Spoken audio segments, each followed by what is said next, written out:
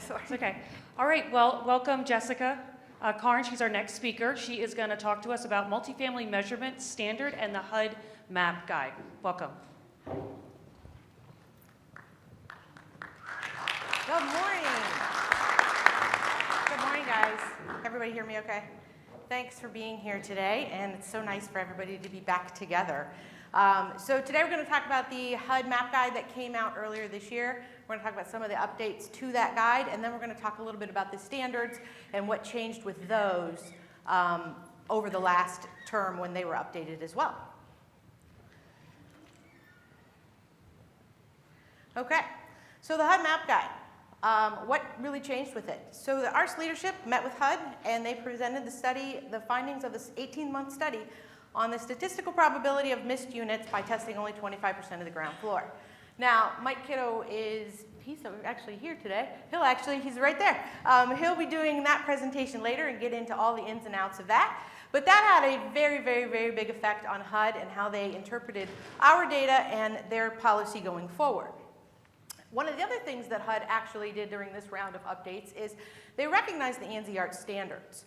That's something, obviously, the ANSI standards have been around for quite a while, but it was at this particular update that they realized that the standards were the most complete and appropriate manner to conduct testing and mitigation. And so they have referred to the standards on many occasions within their map guide as far as that is the way that you need to be doing the testing. So this actually all happened in 2019, and then Corona happened. Everything was put on pause, and so the guidance wasn't issued until December of 2020. So December 18th of 2020, it was actually issued. It went into effect as of March 18th of 2021. All HUD loan numbers issued after March 18th of 2021 will need to comply with the new standards. So anything that was issued between January and March, the lender actually had the option to choose which version of the standard that they wanted to comply with. Now, as of now, since we're into October, most of the loan numbers that are around right now actually will comply with the new standard. So what does it say?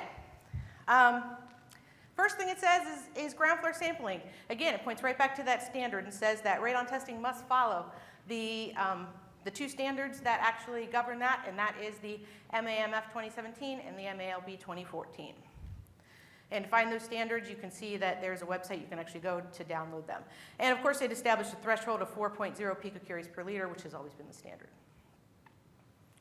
So let's look at the changes in the new map guidance. First thing, 100% of ground floor sampling and 10% of every upper floor is now mandatory. That was a huge change. That was a huge change for our clients. It was a huge change for everybody involved. So 25%, which was the old standard, no longer applies no matter what state you're in. If you're doing a HUD loan, it's 100%. So as an alternative, and I get asked this by my clients sometimes, well, what's the alternative? Okay, you don't want to do 100% testing? You can do 100% mitigation.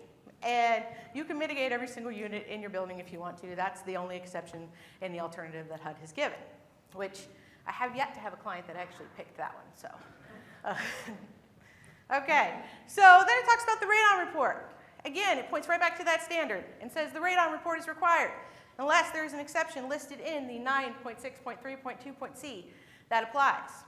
Now, it used to be that the RADON report, you could have an exception if you signed off on it as a RADON professional. And I've seen RADON report exceptions that are everything from, well, the property is in Texas, and we tested a property 2 miles down the road, and it tested fine. So therefore, I'm going to go ahead and give an exception to this RADON report because we're not going to have a problem here anyway. Well, that's no longer allowed. The only exceptions that are allowed are ones that are actually listed in the standard. And those exceptions, there's a whole list of them that they have within the standard, but they talk about things like underground parking garage and elevated buildings and things of that nature, things that would make sense for not having to test a building for radon. So the radon report also has to include any results of testing that was performed, the sampling strategy that was performed with it, and the details of any mitigation deemed necessary and the timing of any such mitigation. The radon report must be signed and certified to ensure compliance, so you as a radon professional need to do that, and you also need to list all of your appropriate licenses and certifications that go along with it, depending on the state that you're in. So some of the exceptions to the RADON report. First and foremost, the Zone 3 exemption was eliminated. So it used to be that if the property was located within a Zone 3, then that was something that you didn't have to test. That's gone. Zone 3 is eliminated. You have to test in all 3 zones. Again, the only allowable exclusions are ones that are listed within the standard. And the RADON professional may say that RADON testing is not necessary, but they have to cite the appropriate standard and exception that's listed within that standard in order to get that exception. And at the end of the day, HUD's the one that actually signs off on that exception. So they get the final word. So a little bit about mitigation standards in existing buildings. Again, they point right back to a standard, which is the RMS MF 2018, and then of course the single family is the SGM SF 2017. Those are the standards they refer to as far as how to properly mitigate under their policy. New construction, they point to CC 1000. I can't tell you how many reports that come across my desk that actually state a different standard besides CC 1000. CC 1000 is the only new construction standard that is allowed under HUD, and then of course in single family it's the CCAH. So something else that changed as far as mitigation systems. If a mitigation system is found to be necessary, you must have a firm budget prior to closing. Now this is different because the old changes, you actually were allowed to just give them an estimate. That's not allowed anymore. So in situations where a pilot test would be necessary on, say, nursing facility or a large multifamily building, that needs to be done prior to closing. So that pushes the timeline way up for a lot of people. So you need to engage your clients early. You need to let them know that up front so that if pilot testing is necessary, it's done and you're not holding up anybody's loan. Installations can still be done after closing. You can still put things in escrow. You just have to have that firm budget there before closing. The certificate of completion. That's the golden ticket, as we call it. That's the thing that everybody wants. That's the thing you have to submit to them, and that's what they upload to HEROES in order to say that the building has completed the process and the radon has been either tested and not found or mitigated. So this is another change that happened, which is the operations maintenance monitoring plan.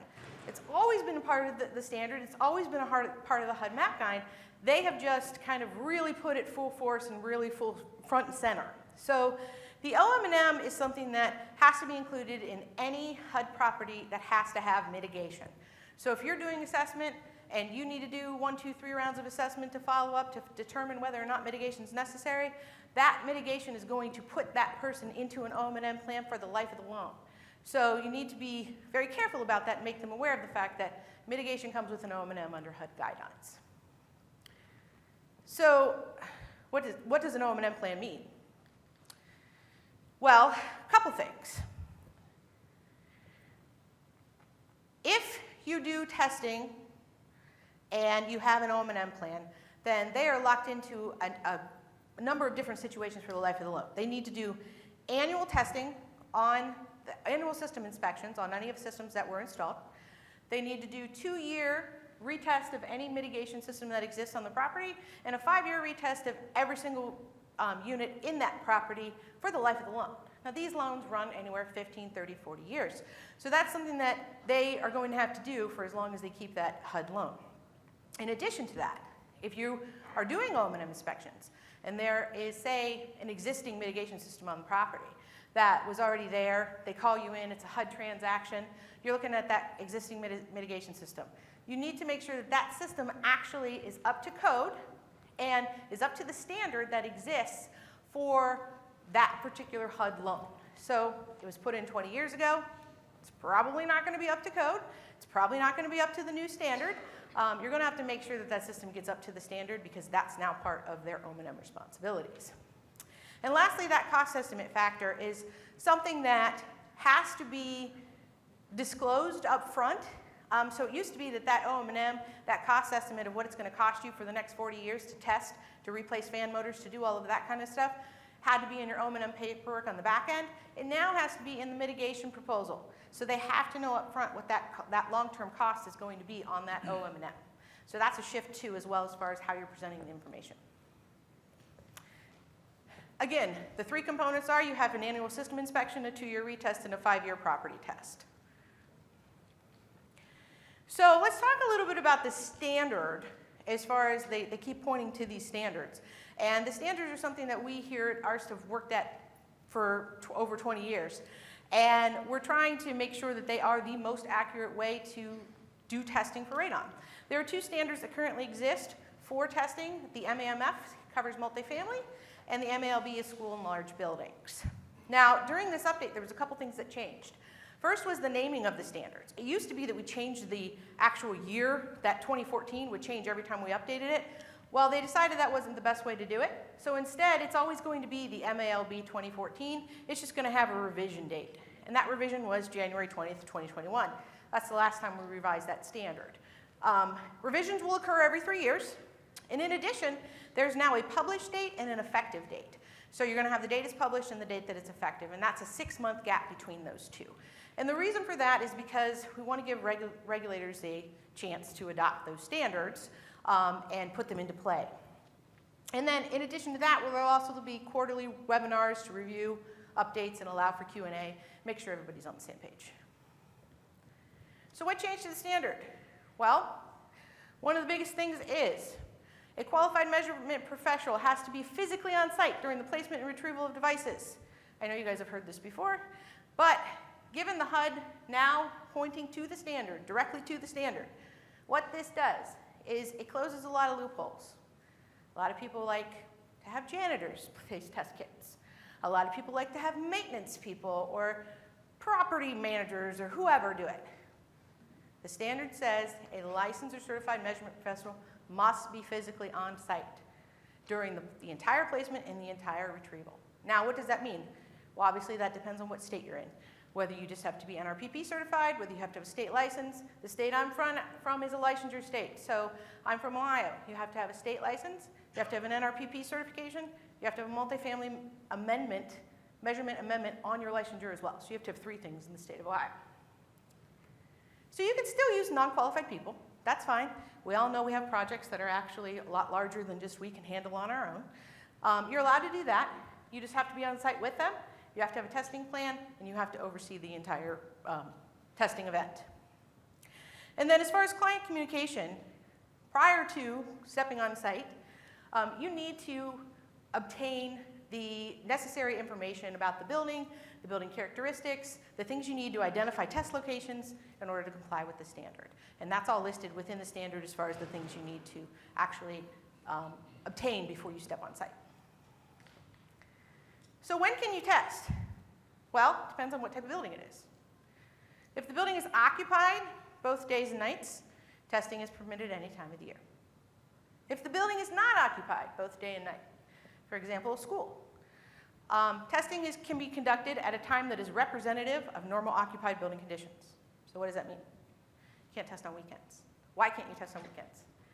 Because most commercial HVAC systems that for buildings that aren't occupied all the time have setbacks. They have energy setbacks. So they don't run like they normally would run when people are in them. And so that's why. And in addition to that, you need to really check state requirements. Again, I said I'm from Ohio. In the state of Ohio, you cannot test schools. You can only test schools from November 1st to April 30th. So different states have different rules as far as when you can test those kind of non-occupied buildings as well. Client notifications. It used to be in the standard that there was a 2-week notification period. That went to 24 hours. Obviously, that makes everybody's life a little bit easier as far as dealing with clients. And your minimum deployment period. Used to be the MALB had a 72-hour deployment period. That went to 48 hours for both standards. There was a real effort in this last update to harmonize these standards and make them kind of the same so that as much as they could be made the same, so it wasn't as confusing for people to try and figure out, okay, which standard, what does that mean, what does this have here? So that actually, I think we, as a group, really focused on trying to do that as well. So this is the quality control of valid tests. 2-minute warning. Okay, excellent. Everybody always asks, well, how do we know it's a good testing event? What if we have 5 missing? What if I got 6 missing? What if 6 dogs ate the test kits? All of that kind of stuff always gets asked. What does that mean if you have a valid testing event? There was a very spirited discussion that took place and lasted for quite a while on what that should be. And at the end of the day, it came up with this chart that said that depending on the amount of ground contact locations you have, there's the acceptable missing test kits to consider it a valid testing event. Now, what are the exceptions to that? Well, obviously, if you're going to move into mitigation, you're going to move into mitigation, so that's really not a moot point. And secondly, so what if you go into a building and you test, all of the rooms and everything else comes back less than 2.0 and you have 5 missing test kits or 3 missing test kits and there's a total of 7 rooms? Well, the statistical probability of the fact that those missing ones are going to be high is pretty low.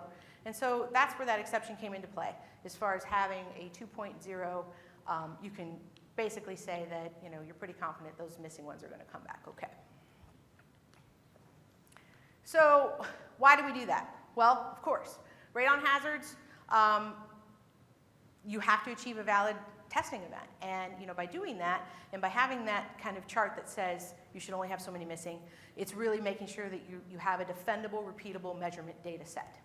And at the end of the day, we're looking for a 90 to 95% confidence rating that what we did in that testing event is actually going to be accurate as possible. So that's it. I think I made it through. Questions? Go. It deals with OMM, okay? Who's ultimately responsible for developing that? The buyer or the refinancing, the company refinancing, or the mitigator of creating the OMM? To create the OMM plan and the cost budget, that's the job of the radon professional. That's what I thought. Yep. Mm-hmm. Okay. And then the second one was on the pilot. Okay. So we've had a couple questions on pilots for multifamily, and it deals with the fact that a lot of times it's straightforward, right? You just, this is the cost of putting in the system, and this is the size, and we know what the ground is and all that. So it's very straight up front. You don't need to do a pilot. So who determines whether a pilot needs to be done or not? The radon professional. And again, depending on the type of building that you're doing, right. You certainly, want to make those diagnostic moves to make sure that you're right, because you're not doing an estimate budget. You're doing a line item. This is what it's going to cost. Exactly. So if you say it's going to be X number of dollars and it's now this number of dollars, it's going to be your problem. Exactly. So doing that pilot test actually gives you the information you need to make that budget exactly what it needs to be. No, I agree. Yeah. I just wanted to just get your answer. Yeah. Okay, thanks. Any other questions? Okay, All thank right. you so much, guys. Thank you, Jessica.